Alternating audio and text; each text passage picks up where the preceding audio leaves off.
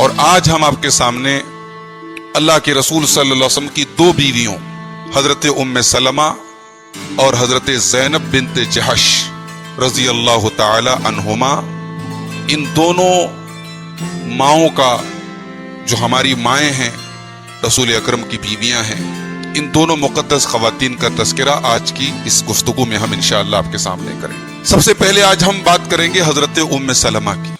حضرت ام سلمہ کا اصل نام ہند تھا، ان کے والد کا نام تھا ابو امیہ، اور ان کا تعلق تھا قبیلے بنو مخزوم سے، جو قریش کا بڑا معزز گھرانہ تھا، بڑا معزز خاندان تھا، بہت اونچا خاندان تھا۔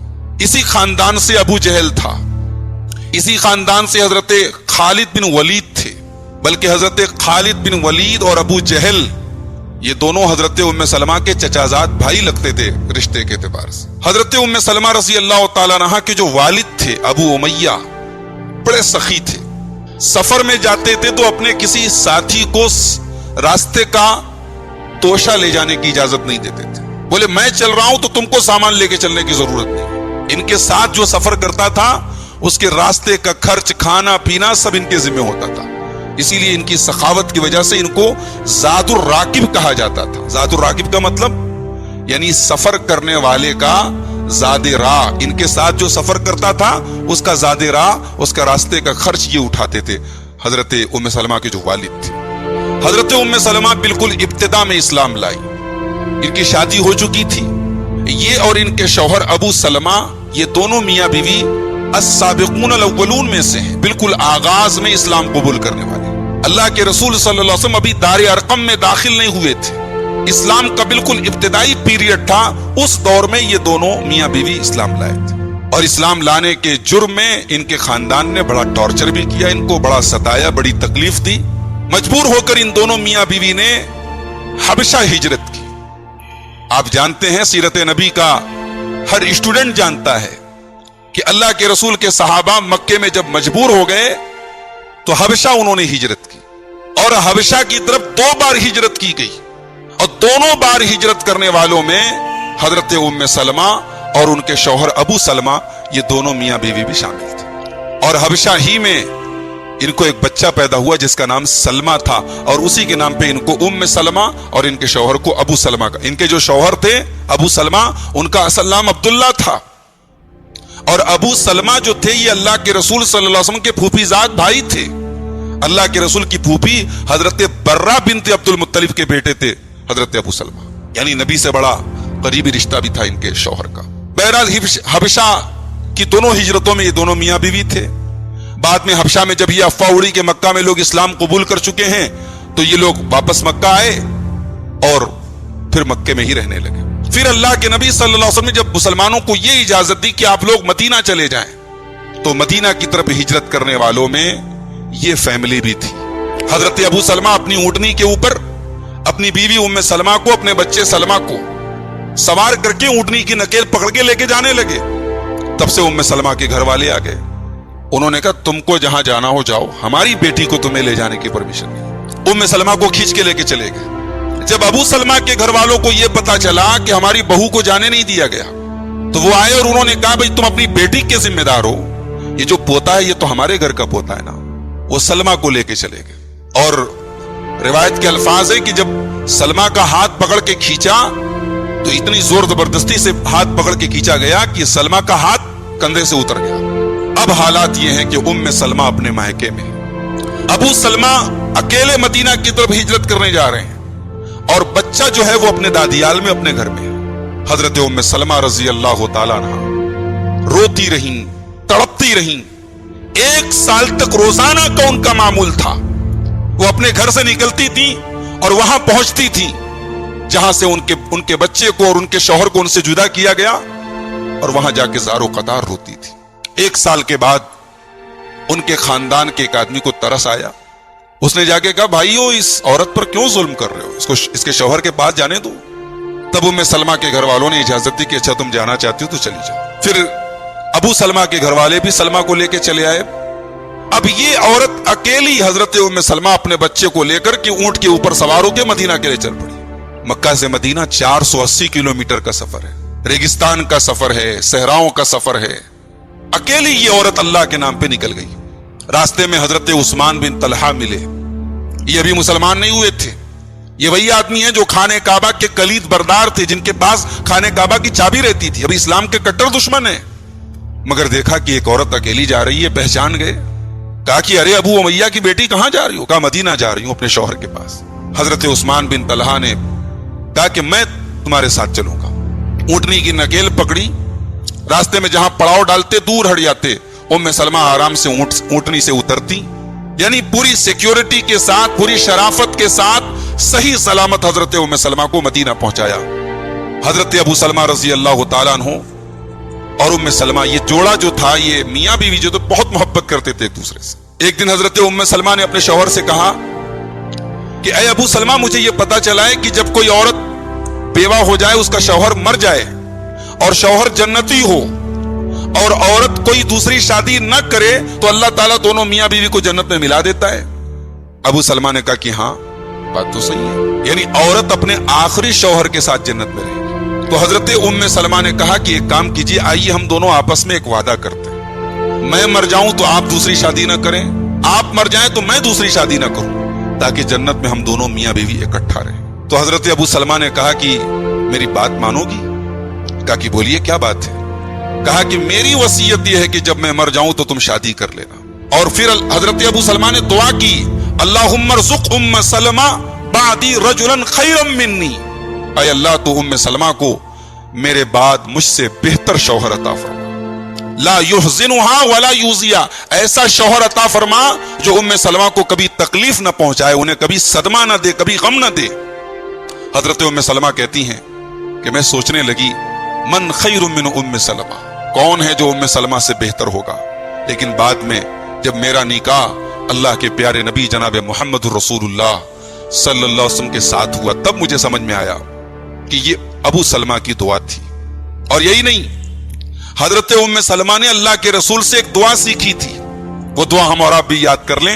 ये सही मुस्लिम के अंदर किताबुल जनाइज के अंदर ये हदीस मौजूद है। हदीस का नंबर है 918। उम्मे सलमा कहती है कि अल्लाह के रसूल सल्लल्लाहु अलैहि वसल्लम फरमाया कि जब किसी मुसलमान के ऊपर कोई मुसीबत आए और वो ये दुआ पढ़े, इन्ना लिल्लाहि व इन्ना इलैहि राजिऊन, अल्लाहुम्मा अजुरनी फी मुसीबती व अखलिफ ली खैरम मिनहा। ऐ अल्लाह, तू मेरी मुसीबत में मुझे अज्र अता फरमा। इन्ना लिल्लाहि व इन्ना इलैहि राजिऊन को हम लोग पढ़ते हैं, उसके बाद ये जुमला बढ़ा ले, अल्लाहुम्मा अजुरनी फी मुसीबती, ऐ अल्लाह मेरी मुसीबत में मुझे अज्र अता फरमा, व अखलिफ ली खैरम मिनहा, और इस मुसीबत का बेहतर बदल मुझे अता फरमा। हजरत उम्मे सलमा कहती है कि अल्लाह के नबी ने फरमाया, अगर कोई आदमी ये दुआ पढ़ ले, इल्ला अखलफहुल्लाहु लहू खैरम मिनहा, अल्लाह ताला उस मुसीबत का बेहतरीन बदला उसको देगा। कहती है जब अबू सलमा का इंतकाल हुआ तो मैंने ये दुआ पढ़ी। हालांकि मेरे दिल में यह सवाल पैदा हुआ कि अबू सलमा से बेहतर शौहर कहां मिलेगा, लेकिन नबी की दुआ थी, नबी ने सिखाई थी, मैंने पढ़ी। और उसके बाद जब अल्लाह के रसूल के निकाह का पैगाम आया, हजरत हातिब बिन अबी बल्ताअ निकाह का पैगाम लेके आए, तो मैंने कहा कि अल्लाह के रसूल, पहली बात तो ये कि मेरी एक बेटी है, और दूसरी बात ये कि मैं बहुत गैरत वाली औरत हूं, मेरे अंदर गैरत बहुत है, मैं सौतन बर्दाश्त नहीं कर पाऊंगी। आपके पास ऑलरेडी 2 बीवियां हैं, हजरत आयशा हैं, 3 बीवियां, हजरत आयशा हैं, हजरत हफ्सा हैं, हजरत सौदा हैं, आपके निकाह में मेरी गैरत गवारा नहीं करेगी। अल्लाह के नबी ने फरमाया, जहां तक बेटी का मसला है तो हम अल्लाह से दुआ करेंगे कि अल्लाह तुम्हारी बेटी से तुमको बेनियाज कर दे। यानी तुम अगर ये समझ रही हो कि तुम्हारी बेटी की मेरी कोई जिम्मेदारी नहीं रहेगी तो गलत है, मैं तुम्हारी बेटी की पूरी जिम्मेदारी उठाऊंगा। और जहां तक गैरत की बात है, मैं अल्लाह से दुआ करूंगा, अल्लाह ताला तुम्हारी गैरत को खत्म कर देगा, गैरत को कम कर देगा, तुम गैरत बर्दाश्त कर लो। तो हजरत अबू सलमा जो थे ये गज़वे बद्र में भी शामिल हुए, गज़वे उहुद में भी शामिल हुए। गज़वे उहुद में एक जहरीला तीर इनके बाजू में लगा और उसी तीर के जख्म से हजरत अबू सलमा का कुछ दिनों के बाद इंतकाल हो गया। उनके इंतकाल के बाद जब इद्दत पूरी कर ली हजरत उम्मे सलमा ने, तो अल्लाह के रसूल सल्लल्लाहु अलैहि वसल्लम ने हजरत उम्मे सलमा को निकाह का पैगाम भेजा। शाबान सन 4 हिजरी में अल्लाह के रसूल के साथ इनका निकाह हुआ और हजरत ज़ैनब बिन्त खुज़ैमा जो अल्लाह को प्यारी हो चुकी थी, उन्हीं के हुजरे में अल्लाह के रसूल सल्लल्लाहु अलैहि वसल्लम ने इनको रिहाइश दी और निकाह के मौके पर اللہ کے رسول نے ان کو کھجور کی چھال سے بھرا ہوا چمڑے کا ایک تکیہ دیا اور اسی طریقے سے 2 چکیاں دی آپ نے اور 2 مشکیزے دیے، اور پہلے ہی دن انہوں نے اللہ کے نبی صلی اللہ علیہ وسلم کے لیے کھانا بنایا۔ حضرت ام سلمہ کھانا بنانے میں ماہر تھی، پہلے دن انہوں نے اللہ کے رسول کے لیے کھانا بنایا۔ اللہ کے رسول کا کہ جو حجرے تھے، آپ کی ازواج مطہرات کی حجرے کیسے تھے؟ علامہ ابن سعد نے نقل کیا ہے کہ کچی اینٹوں کی دیوار تھی، کھجور کے چھپر کی چھت تھی، اور دروازے پر ایک ٹاٹ لٹکا تھا 2x5 کا، 2 فٹ چوڑا 5 فٹ لمبا۔ یہ اللہ کے رسول کا حجرہ تھا۔ ولید بن عبد الملک کے زمانے میں جب مسجد نبوی کی توسیع ہونے لگی تو ولید بن عبد الملک نے حکم دیا کہ یہ حجرے توڑ کر کے ان کو مسجد میں شامل کر دیا جائے، مسجد کو اور تھوڑا بڑھا دیا جائے۔ تو جب یہ حجرے توڑے جا رہے تھے، اہل مدینہ زار و قطار رو رہے تھے، اور سعید ابن مسیب جو اس دور کے ایک بہت بڑے اللہ والے تھے، تابعین کے سردار تھے، سعید بن مسیب کا جملہ تھا، انہوں نے کہا تھا کہ واللہ لوددت انہم لو ترکوہا، اللہ کی قسم میں تو چاہتا ہوں کہ رسول کے ان حجروں کو اسی طرح برقرار رکھا جائے تاکہ آنے والی نسلیں دیکھیں کہ مال اور دنیا کی دولت کو پانے کے لیے لوگ اتنا ایک دوسرے سے لڑتے ہیں اور ایک دوسرے سے اتنا مرتے کٹتے ہیں، ذرا دیکھیں کہ ان کے رسول کے کمرے کیسے تھے اور رسول کی زندگی کیسی تھی۔ میں تو چاہتا تھا کہ اللہ کے رسول کے حجرے اپنی جگہ برقرار رہیں۔ یہ زندگی گزاری تھی اللہ کے رسول کی بیویوں نے۔ حضرت ام سلمہ رضی اللہ تعالیٰ عنہ نبی کی بیوی ہونے کے پہلے بھی اسلام کی راہ میں قربانی دیتی رہیں، ہجرت کرتی رہیں، بال بچوں سے دوری کا زخم سہا، اور نبی کے نکاح میں آنے کے بعد، نبی کی بیوی بننے کے بعد، امت کی ماں بننے کے بعد بھی ان کی زندگی کا ایک ہی مقصد تھا، اسلام کی کیسے خدمت کروں، نبی کی کیسے خدمت کروں۔ اللہ کے نبی سے بے انتہا محبت کرتی تھی۔ اللہ کے نبی جب بیمار ہوئے اپنی زندگی کے آخری ایام میں، اللہ کے رسول کی خواہش تھی کہ میں اپنی زندگی کے آخری ایام حضرت عائشہ کے کمرے میں گزاروں، لیکن حضرت ام سلمہ بار بار آتی تھی، اس بیماری کے ایام میں حضرت عائشہ کے حجرے میں آتی تھی، اللہ کے رسول کی حال چال لیتی تھی۔ ایک دن اللہ کے رسول کو تکلیف میں دے کے چیخنے لگی، چلانے لگی۔ اللہ کے رسول نے کہا کہ صبر کرو، بہت محبت کرتی تھی اللہ کے رسول سے۔ اللہ کے رسول کے کچھ بال انہوں نے بچا کے رکھے تھے، انہیں چاندی کی ایک ڈبیا میں رکھا تھا بطور تبرک، اور صحیح بخاری کی روایت ہے 5896 نمبر کی۔ یہ مدینہ کے اندر کسی کو نظر لگتی تھی، کوئی بیمار ہوتا تھا تو لوگ ام سلمہ کے گھر برتن میں پانی بھیجتے تھے، اور وہ اللہ کے رسول صلی اللہ علیہ وسلم کے بالوں کو حضرت ام سلمہ اس برتن میں ڈالتی تھی، اور لوگ اس پانی کو جا کے پیتے تھے۔ اللہ تعالیٰ شفایا۔ نبی کے جسم سے تبرک حاصل کیا جاتا ہے، یہ بھی نقطہ یاد رکھیں۔ ہم اہل حدیث ہیں، ہم فضول عقائد نہیں رکھتے، فضول چیزوں سے تبرک حاصل کرنے کو گناہ سمجھتے ہیں، مگر جو تبرک ثابت ہے اس کو ہم ثابت مانتے ہیں۔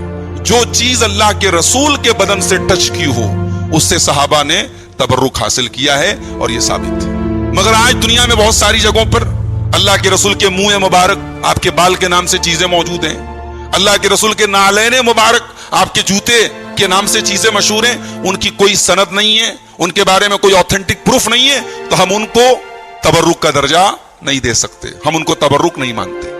ہاں، صحابہ کے زمانے میں، تابعین کے زمانے میں بعض ایسی چیزیں تھی، اللہ کے رسول کا کرتا تھا، اللہ کے رسول کے چند بال تھے، اللہ کے رسول کی ضرورت کی چیزیں تھی، صحابہ نے ان سے تبرک حاصل کیا۔ حضرت ام سلمہ رضی اللہ تعالیٰ عنہ اللہ کے رسول سے اتنی محبت کرتی تھی کہ ان بالوں کو انہوں نے محفوظ کر کے رکھا تھا۔ بہت سخاوت بھی تھی ان کے اندر، بہت فیاض تھی۔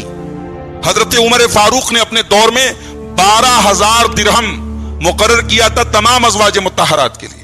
ام سلمہ رضی اللہ عنہا کے گھر میں 12,000 درہم آتے تھے، وہ سب کا سب اللہ کی راہ میں خرچ کر دیتی تھی، اپنی ضرورت کے علاوہ باقی سب اللہ کی راہ میں خرچ کر دیتی تھی۔ یہ وہ بیوی ہیں اللہ کے رسول کی جنہیں اپنے حقوق بھی پتا تھے اور اپنی ذمہ داریاں بھی پتا تھی۔ موقع آیا تو حضرت عمر کو ڈانٹ دیا انہوں نے۔ یہ حضرت عمر کو کون ڈانٹتا تھا؟ حضرت عمر سے سب ڈرتے تھے، مگر ام سلمہ رضی اللہ تعالیٰ عنہ نے ایک مرتبہ حضرت عمر کو ڈانٹ دیا۔ ایک مرتبہ اللہ کے رسول سے اور آپ کی بیویوں سے کچھ ناراضگی ہو گئی، حضرت عمر آئے اور ایک ایک بیوی کے گھر جا کر کے سمجھایا کہ دیکھو باز آ جاؤ، رسول کو ناراض مت کرو، رسول کو ناراض کرو گی اللہ تم سے بہتر بیوی رسول کو دے دے گا۔ جب حضرت عمر سب سے آخر میں حضرت ام سلمہ کے گھر آئے اور حضرت ام سلمہ سے بھی یہی بات کہی کہ اللہ کے رسول کو ستاؤ مت، تکلیف مت دو، ورنہ اللہ تم سے بہتر بیوی رسول کو دے دے گا۔ تو ام سلمہ رضی اللہ تعالیٰ عنہ نے بڑے غصے میں کہا کہ اے عمر، ہمیں نصیحت کرنے کے لیے کیا رسول کافی نہیں ہے؟ تم نصیحت کرنے چلے آئے ہو، رہنے تو اپنا کام کرو، اللہ کے رسول ہمیں نصیحت کرنے کے لیے کافی۔ یہ جملہ تھا حضرت ام سلمہ۔ حضرت عمر کو ڈانٹ دیا، حضرت عمر چلے گئے وہاں سے۔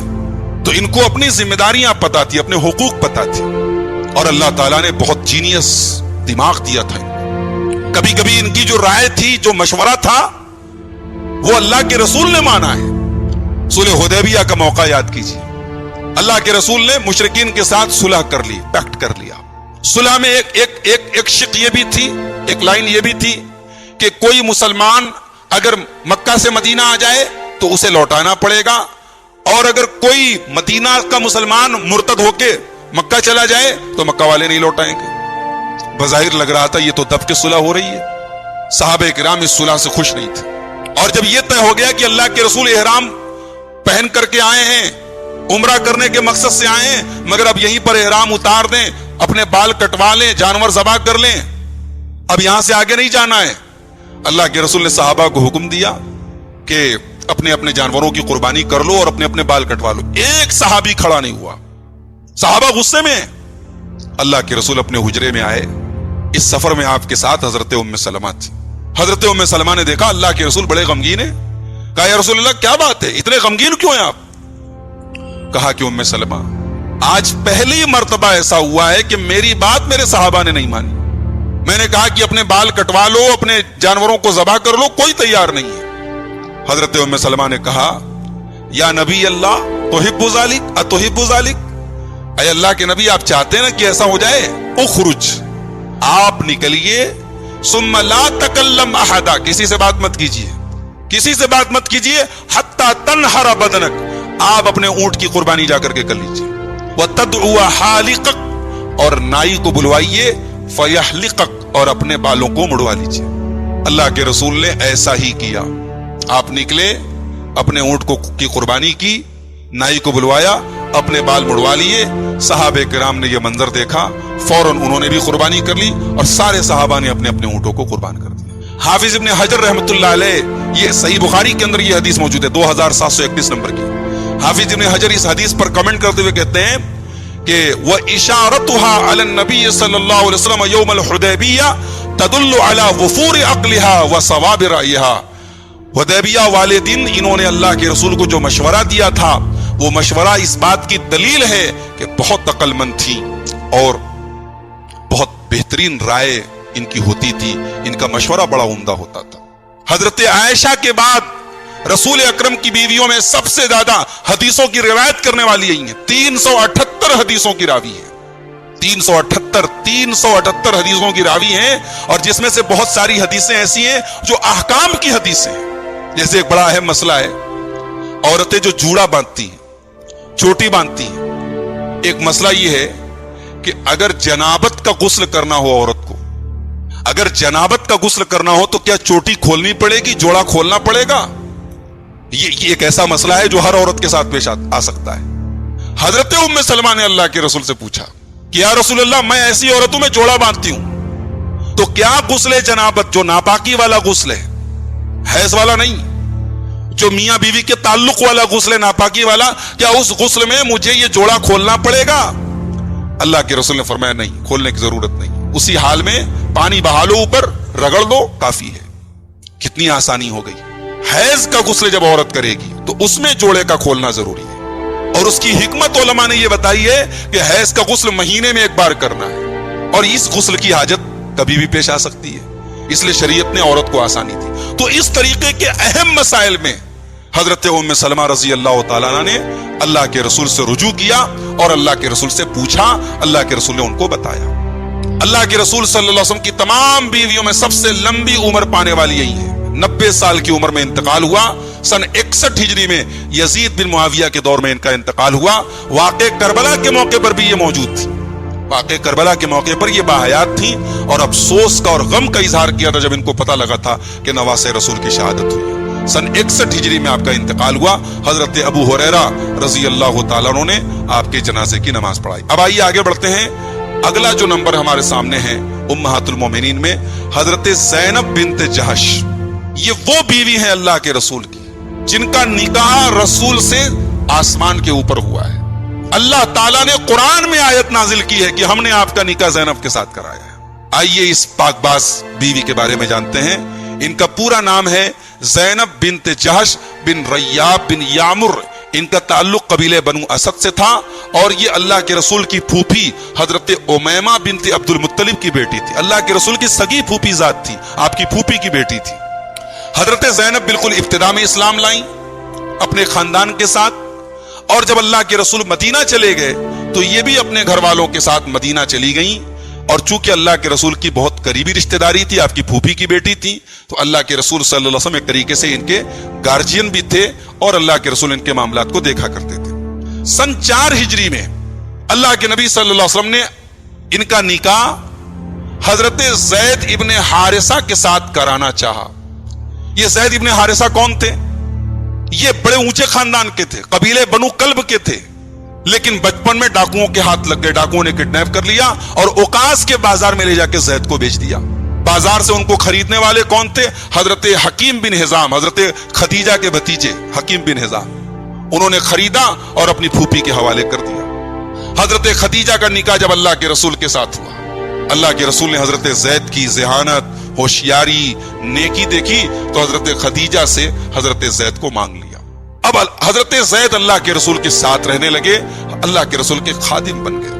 بعد میں حضرت زید کے والد کو پتا چلا کہ میرا بیٹا مکے میں ہے. یہ ابھی اللہ کے نبی کی نبوت کا اعلان نہیں ہوا ہے, نبوت کے پہلے کا واقعہ ہے. تو حضرت زید کے والد اور چچا آئے اور اللہ کے رسول سے آ کے کہا کہ آپ جو قیمت چاہیں لے لیں, ہمارے بیٹے کو ہمارے حوالے کر دیں. ہمارا بیٹا آزاد تھا, ڈاکوؤں نے غلام بنا کے بیچ دیا, وہ غلام نہیں ہے, آپ اسے ہمارے حوالے کر دیں. اللہ کے رسول نے کہا بالکل ٹھیک ہے, اچھی بات ہے, آپ اپنے بیٹے کو لے جائیں, بیٹے سے پوچھ لیں, وہ جانا چاہے تو لے جائیں.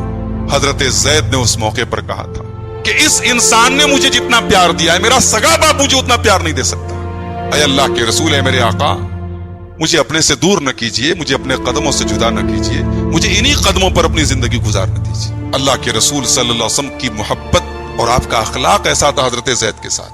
والد نے دیکھا, چچا نے دیکھا کہ ہمارا بیٹا ہمارے گھر میں جتنے سکھ سے رہتا اس سے زیادہ سکھ سے یہاں رہتا ہے. والد اور چچا چلے گئے اور اللہ کے رسول نے حضرت زید کی جب یہ عقیدت دیکھی تو مکے میں آئے, خانے کعبہ کے سامنے کھڑے ہو کے اعلان کیا, اے قریش کے لوگوں, میں اعلان کرتا ہوں آج سے زید میرا بیٹا ہے, یہ میرا بیٹا ہے, یہ میرا وارث ہے, میں اس کا وارث ہوں. اس دن سے مکے میں لوگ حضرت زید کو زید بن محمد کہنے لگے. اللہ کے رسول مدینے میں آئے, وہاں بھی حضرت زید اللہ کے رسول کے گھر میں رہتے تھے, آپ کے بیٹے کی حیثیت سے جانے جاتے تھے, اونچا مقام تھا ان کا. اللہ کے رسول صلی اللہ علیہ وسلم نے اپنی پھوپھی ذات حضرت زینب بنت جہش کے پاس حضرت زید کے نکاح کا پیغام بھیجا. اگرچہ حضرت زید آزاد تھے, بڑے خاندان کے تھے, مگر وقتی طور پر ہی صحیح, جبری ہی صحیح, غلامی کا ایک داغ ان کے اوپر لگا تھا تو عرب کے لوگ ان کو اپنے برابر کا درجہ دینے کو تیار نہیں تھے. حضرت زینب نے کہا کہ وہ تو آزاد کردہ غلام ہے, میں نہیں کروں گی ان کے ساتھ شادی. حضرت زینب نے بھی انکار کر دیا, ان کے گھر والوں نے بھی انکار کر دیا. لیکن اب اللہ تعالیٰ کو یہ نکاح کرانا تھا.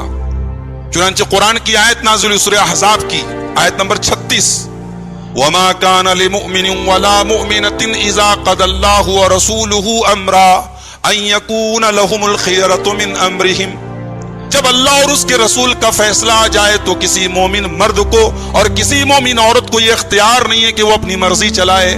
جب اللہ کا یہ حکم ہو رہا ہے, جب رسول کا یہ حکم ہو رہا ہے اور اس رسم کو توڑا جا رہا ہے اور انسانوں کی برابری اور اونچ نیچ کو ختم کر کے انسانوں کو برابر کیا جا رہا ہے اور دنیا کو یہ میسج دیا جا رہا ہے کہ حضرت زید کو اگر غلام بنا دیا گیا تو غلام بنا دینے سے ان کا درجہ کم نہیں ہو جاتا. اللہ کی نظر میں تو تقویٰ کی بنیاد پر لوگوں کے درجے طے ہوتے ہیں.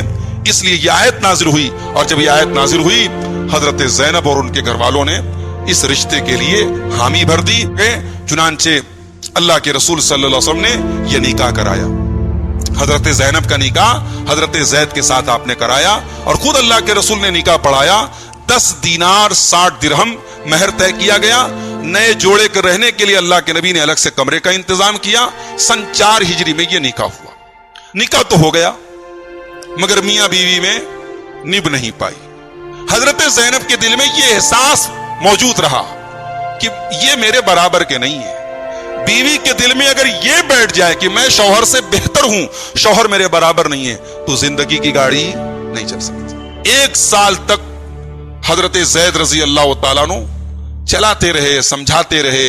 अल्लाह के रसूल से आके बार बार कहते रहे, या रसूल अल्लाह, मैं नहीं झेल पाऊंगा, ये रिश्ता मैं नहीं बर्दाश्त कर पाऊंगा। अल्लाह के नबी हजरत ज़ैद को समझाते कि हजरत ज़ैद का तलाक देने का इरादा था। अल्लाह के नबी समझाते, अमसिक अलैका ज़ौजक वत्तक़िल्लाह, ऐ ज़ैद, अल्लाह से डरो, अपनी बीवी को अपने निकाह में रखो, तलाक मत दो। बहरहाल 1 साल गुजर गया। जब दोनों मियां बीवी में नहीं निभ पाई, नहीं बन पाई, तो हजरत ज़ैद ने हजरत ज़ैनब को तलाक दे दिया। उधर जब हजरत ज़ैनब को तलाक दी जा रही थी, इधर अल्लाह ताला की तरफ से अल्लाह के नबी को यह पैगाम दिया जा रहा था कि इस तलाक के बाद और इद्दत गुजरने के बाद, ऐ नबी, आपका निकाह कराया जाएगा हजरत ज़ैनब के साथ। ताकि एक बहुत गलत रस्म जो अरब में राइज थी, तबन्नी की रस्म, मुंह बोले बेटे बनाने की रस्म, बेटे को गोद लेने की रस्म, इस रस्म को खत्म किया जाए। अरब में होता क्या था कि कोई अगर किसी को गोद ले ले तो वो उसका सगा बेटा माना जाता था, और जो सगे बेटे के साथ जितना मामला था वो सारा उस मुंह बोले बेटे के साथ ही मामला होता था। मिसाल के तौर पे किसी औरत ने किसी को अपना मुंह बोला बेटा बना लिया, तो अब वो औरत उसकी मां मानी जाती थी, उसकी और बेटियां उसकी सगी बहन के बराबर मानी जाती थी। और यही नहीं, मरने के बाद जायदाद का वारिस वो करार पाता था। जाहिर है सूरह बकरा में निकाह के जो मसाइल बयान किए गए, सूरह निसा में जो तलाक और निकाह के मसाइल बयान किए, वरासत के मसाइल बयान किए गए, इस रस्म ने इस्लाम के इस पूरे कानून का तैया पाचा करके रख दिया था। इस्लाम ने जिस रिश्ते को हलाल बनाया है, इस रस्म की वजह से वो रिश्ता हराम बन गया था। भाई किसी को किसी ने मुंह बोली बहन बना लिया, तो अब वो सगी बहन की तरह हो गई, उससे निकाह नहीं कर सकता।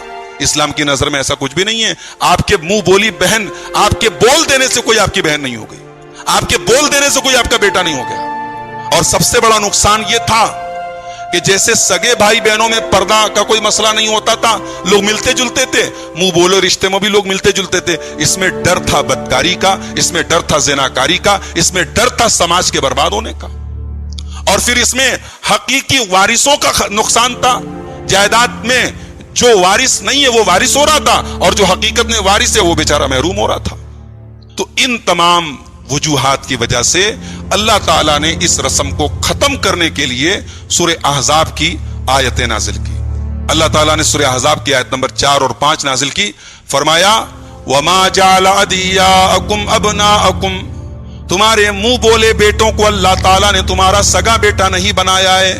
ज़ालिकुम क़ौलुकुम बिअफ़वाहिकुम, ये तो बस एक बात है तुम अपने मुंह से जो निकालते हो।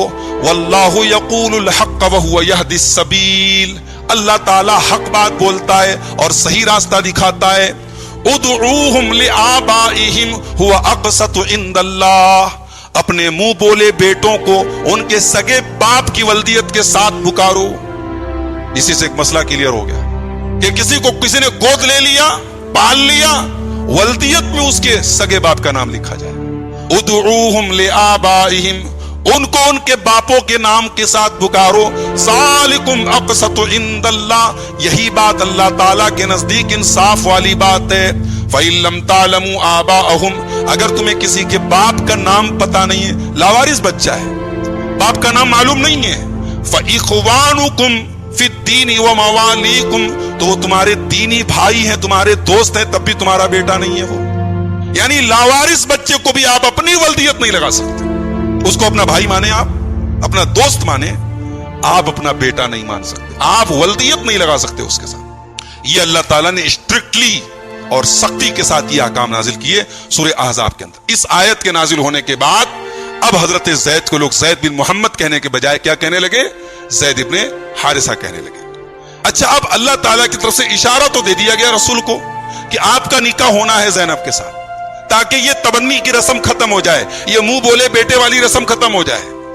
लेकिन अल्लाह के नबी कश्मकश में थे, परेशान थे। चारों तरफ से मुनाफिकीन हैं, काफिर हैं, मुशरिक हैं, मैं किसको किसको जवाब देता फिरूंगा? लोग कहेंगे इसने अपनी बहू से निकाह कर लिया, जिसको बेटे की तरह पाला, جو اس کا بیٹا مانا جاتا تھا اس کی متعلقہ بیوی سے اس نے نکاح کر لیا. یہ ایک چیز تھی جس سے اللہ کے رسول ڈر رہے تھے.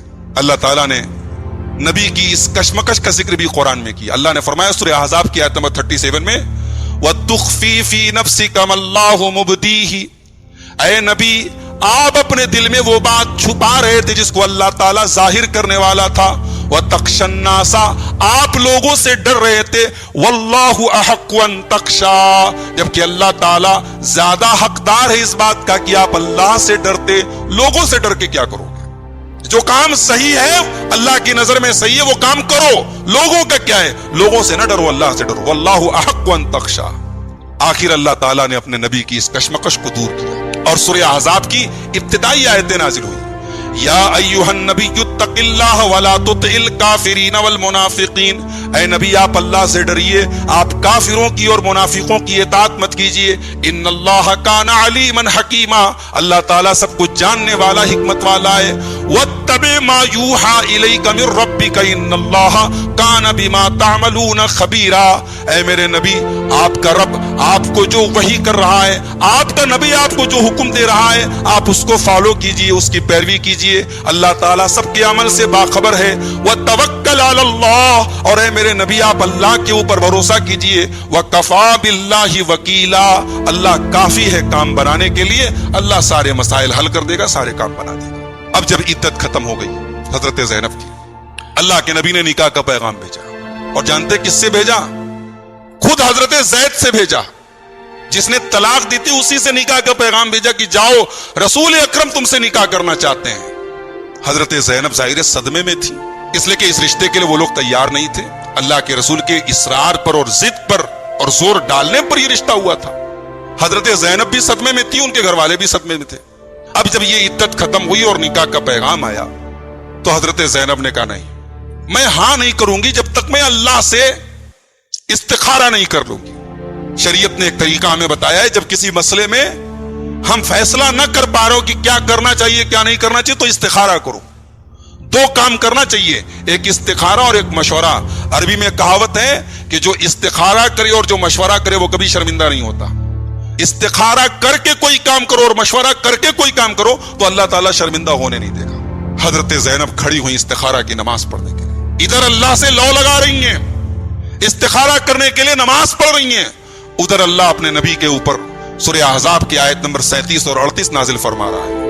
فَلَمَّا قَضَىٰ زَيْدٌ مِّنْهَا وَطَرًا، جب زید نے زینب سے اپنی حاجت پوری کر لی، جب زینب کی عدت پوری ہو گئی، زَوَّجْنَاكَهَا، تو اے نبی ہم نے آپ کا نکاح زینب کے ساتھ کر دیا.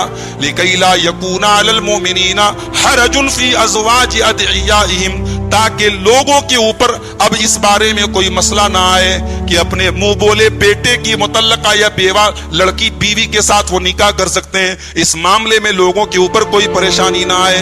اذا قضوا منهن وطرا، جب کہ ان کی عدت پوری ہو جائے. وکان امر اللہ مفعولا، اور اے نبی یہ تو اللہ کا حکم تھا، اس کو تو پورا ہی ہونا تھا. ما کان علی النبی من حرج فیما فرض اللہ لہ، اللہ تعالیٰ نے اپنے نبی کو جس بات کا حکم دے دیا ہے اس کام کو کرنے میں نبی کے اوپر کوئی پریشانی کی بات نہیں، کوئی حرج کی بات نہیں ہے. سنت اللہ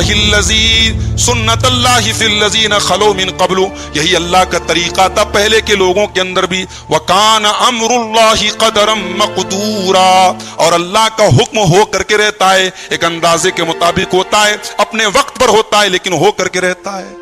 یہ آیت نازل ہوئی. اللہ نے کہا اے نبی ہم نے زینب کا نکاح آپ کے ساتھ کر دیا. جب یہ آیت نازل ہوئی اللہ کے نبی صلی اللہ علیہ وسلم حضرت زینب کے گھر آئے اور بغیر اجازت گھر کے اندر داخل ہوئے، کیونکہ اللہ نے اعلان کر دیا کہ اب زینب آپ کی منکوحہ ہیں، ہم نے آپ کا نکاح ان کے ساتھ کر دیا. اللہ کے نبی صلی اللہ علیہ وسلم حضرت زینب کے گھر گئے اور اس کے بعد نکاح کی جو رسمی کاروائیاں ہیں وہ پوری ہوئی. حضرت زینب اس بات پر فخر کرتی تھی. حضرت زینب اپنی سوتنوں سے کہتی تھی کہ زوجکن اہلیکن، تمہارا نکاح تمہارے گھر والوں نے کیا ہے. وزوجنی اللہ من فوق سبع سماوات، اور میرا نکاح اللہ کے رسول کے ساتھ ساتواں آسمان کے اوپر عرش والے نے کیا، اللہ نے کیا ہے. میرے نکاح کا اعلان اللہ نے کیا ہے. اور حضرت زینب اس پر اتنا خوش ہوئی کہ انہوں نے نظر مانی تھی میں 2 مہینے روزے رہوں گی. اور جب اللہ کے رسول سفر میں جاتے تھے تو اپنی نظر کے یہ روزے وہ رکھتی تھی اور دھیرے دھیرے کر کے انہوں نے 2 مہینے کے روزے پورے کیے تھے. اور اللہ کے رسول صلی اللہ علیہ وسلم نے حضرت زینب کے نکاح کے موقع پر سب سے شاندار ولیمہ کیا تھا. آپ نے اب تک کسی بیوی سے نکاح کے موقع پر اتنا شاندار ولیمہ نہیں کیا تھا. جب آپ کا نکاح ہوا حضرت زینب کے ساتھ تو حضرت انس کی ماں ام سلیم انہوں نے حضرت انس سے کہا کہ اللہ کے رسول کا نکاح ہوا ہے, چلو اللہ کے رسول کو تحفے میں ہم کوئی چیز دیتے ہیں. تو حضرت انس کہتے ہیں میری ماں نے کھجور, پنیر, گھی وغیرہ کو ملا کے مالیدہ بنایا اور ایک برتن میں لے کر کے مجھے دیا کہ جاؤ اللہ کے رسول کو دے دو. جب میں وہ مالیدہ لے کر کے اللہ کے رسول کے پاس پہنچا, مشکل سے وہ 3-4 لوگوں کے کھانے بھر کا تھا. اللہ کے رسول صلی اللہ علیہ وسلم نے کہا کہ انس ایک کام کرو, جاؤ ابو بکر کو بلا لاؤ, عمر کو بلا لو, عثمان کو بلا لو, فلاں کو بلا لو, فلاں کو بلا لو, اور جو تمہیں راستے میں ملے اس کو بلا کے لاؤ. حضرت انس کہتے میں حیران رہ گیا کہ یہ 3-4 لوگوں کا کے کھانے کی چیز اور اللہ کے رسول انلمیٹڈ کہہ رہے جو ملے اس کو لے آؤ. اس کے بعد کہتے ہیں جب میں لوگوں کو دعوت دے کے واپس آیا تو دیکھا کہ اللہ کے رسول کا حجرہ جو ہے, آپ کا کمرہ, آپ کا گھر بھرا ہے مہمانوں سے, ہر طرف لوگ ہیں. پھر اللہ کے نبی صلی اللہ علیہ وسلم نے صحابہ سے کہا کہ 10 کی تعداد میں آپ لوگ آئیے اور کھاتے چلے جائیے, اللہ کا نام لیجئے اور کھاتے چلے جائیے اور اپنے آگے کا کھانا کھائیے. حضرت انس کہتے ہیں صحیح بخاری کی 5163 نمبر کی حدیث ہے, 70 یا 72 لوگ تھے, سب لوگوں نے پیٹ بھر کے کھایا. حضرت انس کہتے ہیں میں نے جا کے اپنی ماں ام سلیم سے کہا کہ امی وہ تھوڑا سا مالیدہ آپ نے 4-5 لوگوں کے بھر کا دیا تھا, 70 لوگوں نے کھایا. تو حضرت ام سلیم نے کہا یہ نبی کی برکت تھی, 70 کیا پورے مدینہ کے لوگ اگر چاہتے تو وہ کھانا کھا سکتے تھے. تو سب سے شاندار ولیمہ جو اللہ کے رسول صلی اللہ علیہ وسلم نے کیا وہ حضرت زینب کے نکاح کے موقع پہ کیا. اچھا, اس ولیمہ کے موقع پر بھی بہت سی بری رسموں کو ختم کیا گیا. ایک رسم یہ تھی, لوگوں کا ایک معمول تھا, ایک عادت تھی کہ کھانا کے ٹائم لوگوں کے گھر چلے جاتے تھے, پتہ لگاتے تھے کس کے یہاں کھانا کتنے بجے تیار ہوتا ہے. پتہ لگا 2 بجے کھانا تیار ہوتا ہے, 2 بجے اس کے گھر دھمک گئے. اب بھائی 2 بجے کھانے کا ٹائم ہے, آپ پہنچ گئے, تو اب 2 صورت ہے, یا تو آدمی یہ کہے کہ بھائی کھانے کا ٹائم ہے آپ بعد میں آئیں, یا آپ کو اندر آنے کی اجازت ہے, آپ کو کھلائے. اب بھائی کھانا اتنا ہے نہیں ہے, تو یہ ایک غلط رواج تھا جو رائج تھا. ایک رواج یہ تھا کہ کئی لوگ کھانا کھانے جاتے تھے تو کھانا کھانے کے بعد بیٹھے رہتے تھے, اب باتیں کر رہے ہیں لمبی چوڑی, وہیں پہ بیٹھ کے گپ شپ کر رہے ہیں. اب بھئی کھانا کھا لیا آپ نے, اب اپنے گھر تشریف لے چلے جائیں. اب صاحب کھانا کو کون سا کام ہے؟ اب حضرت زینب سے اللہ کے رسول نے نکاح کیا ہے, ولیمہ کی دعوت ہے, کھانا کھا کے بعض لوگ بیٹھے ہوئے تھے. اللہ کے رسول تکلیف محسوس کر رہے تھے کہ یہ لوگ چلے جائیں, میری شادی ہوئی ہے, مجھے اپنی اہلیہ سے باتیں کرنی ہے, لیکن وہاں پہ 3-4 لوگ آخر تک بیٹھے تھے, بہت دیر کے بعد وہ لوگ گئے. تو اس طریقے کی جو رسمیں تھی. اچھا, ایک چیز یہ بھی تھی کہ ابھی تک پردے کا حکم نازل نہیں ہوا تھا. لوگ آتے تھے ازواج مطہرات سے فیس ٹو فیس باتیں کر لیتے تھے, پردے کا ابھی تک کوئی حکم نازل نہیں ہوا تھا. تو حضرت زینب کا ولیمہ ایک برکت والا ولیمہ ثابت ہوا کہ اللہ تعالیٰ نے سورہ احزاب کی آیت نمبر 53 نازل کر دی, جس کو آیت حجاب کہا جاتا ہے, اور جس میں کئی اس طریقے کی چیزوں کی, بری عادتوں کی اصلاح کر دی گئی. چنانچہ اللہ تعالیٰ نے فرمایا یا ایھا الذین آمنوا لا تدخلوا بیوت النبی الا ان یؤذن لکم, اے ایمان والو تم نبی کے گھر میں داخل مت ہونا جب تک تمہیں داخل ہونے کی اجازت نہ ملے. الی طعام غیر ناظرین اناء, کھانے کے ٹائم, کھانے کے تیار ہونے کا انتظار کرتے ہوئے تم کسی کے گھر نہ جایا کرو. ولیکن اذا دعیتم, جب تمہیں دعوت دی جائے کھانے کے لیے تب تم جاؤ. فادخلوا, جب تمہیں کھانے کی دعوت دی جائے تب تم جاؤ. فاذا طعمتم, اور جب تم کھانا کھا لو. فانتشروا, تو زمین میں پھیل جاؤ, چلے جاؤ, وہاں پہ بیٹھے نہ رہو. ولا مستانسین لحدیث, وہاں بیٹھ کر کے ایک دوسرے سے بات چیت نہ کرو, وہاں بیٹھ کر ایک دوسرے سے گپ شپ نہ کرو. ان ذالکم کان یؤذی النبی, تمہاری اس حرکت سے نبی کو تکلیف پہنچ رہی تھی. فیستحیی منکم, لیکن نبی تم سے کوئی بات کہنے میں شرما رہے تھے. واللہ لا یستحیی من الحق, لیکن اللہ تعالی حق بات کہنے سے نہیں شرماتا ہے. وَإِذَا سَأَلْتُمُوهُنَّ مَتَاعًا فَاسْأَلُوهُنَّ مِنْ وَرَاءِ حِجَابٍ, اور اے میرے نبی کے صحابہ جب تم نبی کے گھر میں جاؤ اور نبی کی بیویوں سے تمہیں کوئی سامان مانگنا ہو، کوئی چیز مانگنی ہو، تو پردے کی آڑ سے مانگو۔ ذالکم اطہر لقلوبکم وقلوبہن، اسی میں تمہاری بھی صفائی ہے، اسی میں ان کی بھی صفائی ہے، تمہارے دل کی بھی صفائی اس میں ہے اور ان کے دل کی صفائی بھی اسی میں ہے۔ ان ذالک، اس کے بعد فرمایا ذالکم اطہر لقلوبکم وقلوبہن وما کان لکم ان تؤذوا رسول اللہ، اور تمہیں یہ حق نہیں ہے کہ تم اللہ کے رسول کو تکلیف پہنچاؤ، ولا ان تنکحوا ازواجہ من بعدہ ابدا، اور اللہ کے رسول کے بعد آپ کی بیویوں سے تم کبھی نکاح نہیں کر سکتے۔ ان ذالکم کان عند اللہ عظیما، یہ چیز اللہ کے نزدیک بہت بڑا گناہ ہے۔ یہ سورہ احزاب کی آیت نمبر 53 نازل ہوئی۔ حضرت زینب کے لیے یہ شرف کی بات ہے، فضیلت کی بات ہے کہ ان کے ولیمہ کے موقع پر یہ آیت نازل ہوئی، اور ان کا یہ ولیمہ بہت ساری اصلاح کا سبب بنا، بہت ساری بری رسموں کے خاتمہ کا سبب بنا، اور پردے کا حکم بھی تبھی نازل ہوا۔ اس آیت کے بعد صحابہ نے اپنے گھروں میں پردے لٹکا دیے، اب بلا اجازت کوئی کسی کے گھر میں پردے کے اس پار نہیں جا سکتا تھا۔ لیکن جب یہ نکاح ہوا تو اللہ کے رسول پر منافقوں نے بدتمیزی کرنا شروع کر دیا۔ منافقوں نے، کافروں نے، مشرکوں نے بدتمیزی کرنا شروع کر دیا۔ 3 بڑے بڑے اعتراض کیے۔ پہلا اعتراض، صدیوں کی رسم توڑ دی، اپنے منہ بولے بیٹے کی بیوی سے شادی کر لی، اپنی بہو سے نکاح کر لیا۔ بہو سسر کے لیے محرم ہوتی ہے، اس نے حرمت کا خیال نہیں رکھا، اپنی بہو سے نکاح۔ یہ پہلا اعتراض تھا۔ دوسرا اعتراض یہ تھا کہ اللہ کے رسول سب کے لیے نمونہ ہے، اور قرآن یہ کہہ رہا ہے کہ اے ایمان والو تم 4 نکاح کر سکتے ہو، 4 سے زیادہ نہیں۔ نبی کا یہ 5واں نکاح تھا۔ آپ کے نکاح میں حضرت سودا، حضرت عائشہ، حضرت حفصہ اور حضرت ام سلمہ آلریڈی تھی، یہ نبی کا 5واں نکاح تھا۔ تو ایک اعتراض یہ تھا کہ یہ تو نبی اپنی ہی بات سے مکر رہے ہیں، جو اپنے آپ کو نمونہ بھی قرار دے رہے ہیں، باقی لوگوں کے لیے 4 نکاح کی اجازت، یہ 4 سے زیادہ نکاح کر رہے ہیں۔ اور تیسرا اعتراض یہ تھا کہ اگر منہ بولے رشتے کی اسلام میں کوئی حیثیت نہیں ہے اور زینب سے نکاح کرنا صحیح تھا، تب بھی نبی کو نہیں کرنا چاہیے تھا، مصلحت کے تحت نہیں کرنا چاہیے تھا، اس لیے کہ اس کی وجہ سے کمزور ٹائپ کے لوگ اسلام سے کے دشمن بن سکتے ہیں، اسلام کے خلاف نفرت پیدا ہو سکتی ہے۔ یہ 3 بڑے بڑے اعتراض کافروں کی طرف سے ہوئے۔ اللہ تعالیٰ نے سورہ احزاب کی آیت نمبر 40 میں ایک آیت میں تینوں اعتراض کا جواب دے دیا۔ اللہ نے کیا فرمایا؟ ما کان محمد ابا احد من رجالکم، محمد تمہارے کسی مرد کے باپ نہیں ہے، تم میں سے کسی مرد کے باپ نہیں ہے۔ تم جھوٹ بول رہے ہو کہ آپ نے اپنی بہو سے نکاح کیا ہے، جب آپ کا کوئی بیٹا ہی نہیں ہے، جب آپ کسی مرد کے باپ ہی نہیں ہے، جب آپ کا کوئی بیٹا ہی نہیں تو بہو کہاں سے آ گئی، اور بہو سے نکاح آپ نے کیسے کر دیا؟ یہ پہلے اعتراض کا جواب تھا۔ ما کان محمد ابا احد من رجالکم، محمد تمہارے اندر کسی مرد کے باپ نہیں ہے، ولکن رسول اللہ، بلکہ آپ اللہ کے رسول ہیں۔ تمہارا اعتراض یہ ہے کہ اللہ کے نبی نے 5واں نکاح کیسے کر لیا؟ تم یہ کیوں بھول گئے؟ میرا نبی میرا نمائندہ ہے، وہ اللہ کا رسول ہے، وہ اللہ کے حکم کے بغیر کوئی کام نہیں کرتا ہے۔ اگر ہم نے اپنے نبی کو حکم دیا کہ تم زینب سے نکاح کر لو، تم کون ہوتے ہو اعتراض کرنے والے؟ جس اللہ نے تم کو 4 نکاح کی اجازت دی، اسی اللہ نے اپنے نبی کو 5ویں نکاح کی اجازت دی۔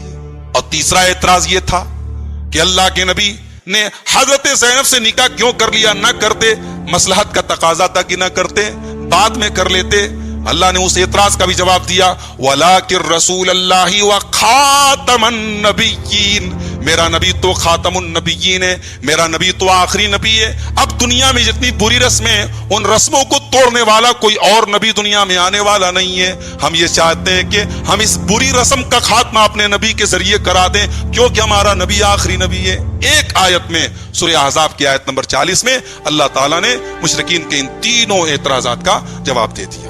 حضرت زینب رضی اللہ تعالیٰ عنہا بہت عبادت گزار تھیں، راتوں کو اللہ کی راہ میں رویا کرتی تھی، اللہ کے ڈر سے رویا کرتی تھی۔ اللہ کے نبی ان کو اواہ کا لقب دیا تھا۔ اواہ کا مطلب آہیں بھرنے والی، آہیں بھرنے والی۔ اللہ کے خوف سے یہ راتوں کو رویا کرتی تھی۔